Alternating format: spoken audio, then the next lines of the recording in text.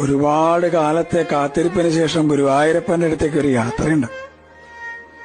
പരിഭവങ്ങളും സങ്കടങ്ങളും പരാതികളൊക്കെ ആയിട്ട് നടന്ന് ആ ശ്രീലകത്തിന്റെ മുമ്പിൽ അങ്ങോട്ട് എത്തുമ്പോ ഭഗവാൻ എങ്ങനെ കാണാം.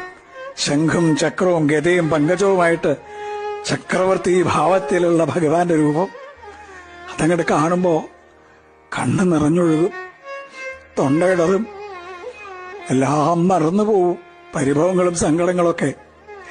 ഗുരുവായൂരപ്പാന്നൊരു വിളിയുണ്ട്. ആ സമയത്ത് ശ്രീലകത്തുനിന്നൊരു നോട്ടമുണ്ട്. കാരുണ്യത്തിന്റെ കടലായ കണ്ണന്റെ നോട്ടം.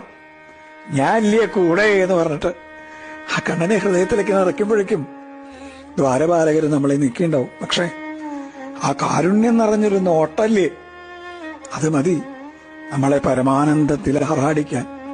കൃഷ്ണ ഗുരുവായൂരപ്പ. ഒരുപാട്